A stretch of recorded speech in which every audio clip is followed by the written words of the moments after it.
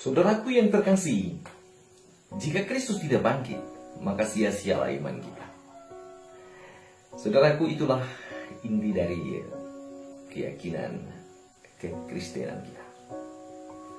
Bahwa kita sungguh meyakini bahwa Yesus Kristus itu bangkit dari alam maut dan naik ke surga.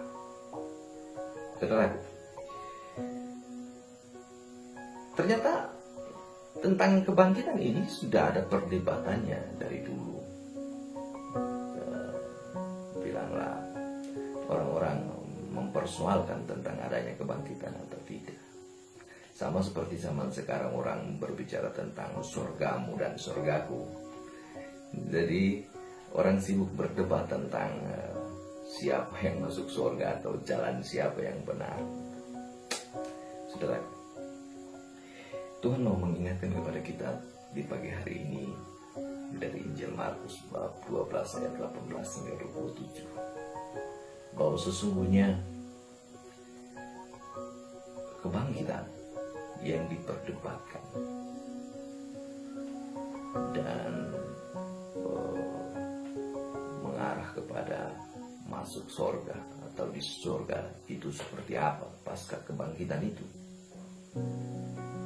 Sungguh ketika orang Saduki mengatakan bahwa memberi perumpamaan tentang Musa mengatakan kalau seorang punya istri lalu kemudian dia meninggal tapi tidak meninggalkan anak, maka adiknya harus mengawini istri itu lagi membangkitkan keturunan bagi kakaknya. Dan akhirnya 7 orang laki-laki bersaudara itu menikah dengan istri itu. Lalu kemudian semua tidak punya anak lalu meninggal. Ketika mereka bangkit, siapakah yang harus menjadi istri bagi suami bagi wanita itu? Kan 7 yang memperistrikan dia. Saudaraku, dan sebuah jawaban yang luar biasa yang mau ditegaskan Yesus kepada kita, bahwa sesungguhnya di surga itu tidak ada yang kawin dan dikawinkan. Maka sesungguhnya seorang yang telah bangkit dari kematian itu dia hidup seperti para malaikat. Tuhan mau menegaskan kepada kita bahwa logika duniawi yang masih terjerat pada kedagingan seringkali kita pakai untuk mengukur keilahian.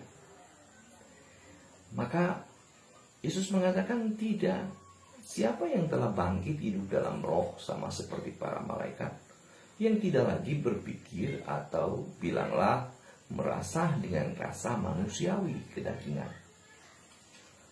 Maka yang ada adalah kemurnian hidup.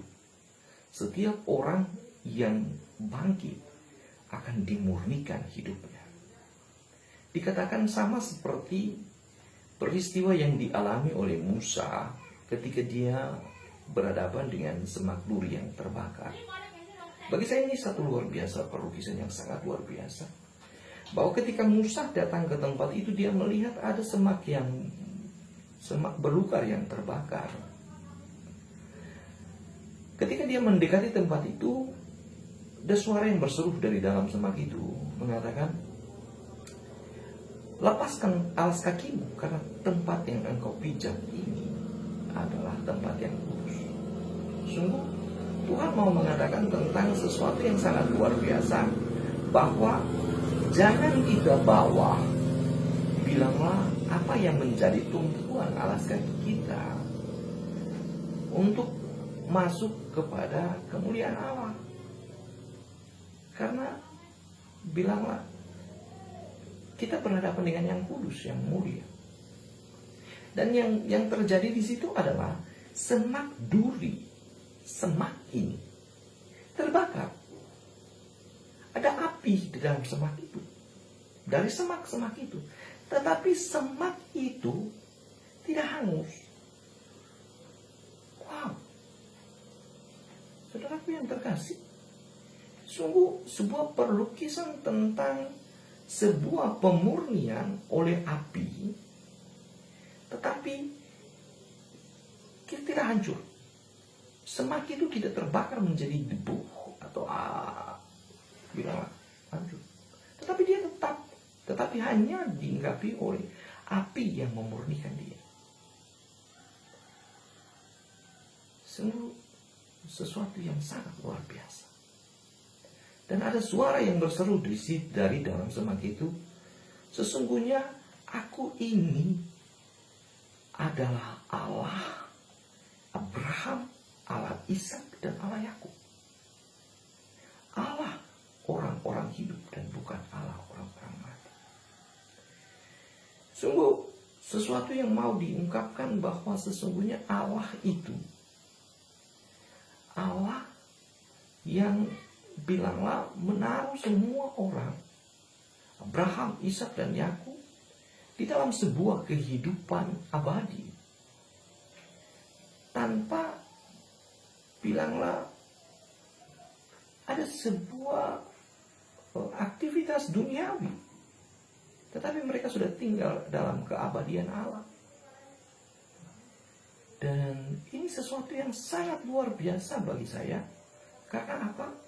Allah sendiri bersama dengan Abraham, Ishak, dan Yakub sungguh berada dalam satu kemurnian yang total. Mereka tidak lagi dikuasai oleh, bilanglah, hal-hal daging yang membuat mereka, mungkin saja Abraham menikah lagi dengan yang lain, atau punya anak lagi yang lain, atau Ishak dan lain-lain.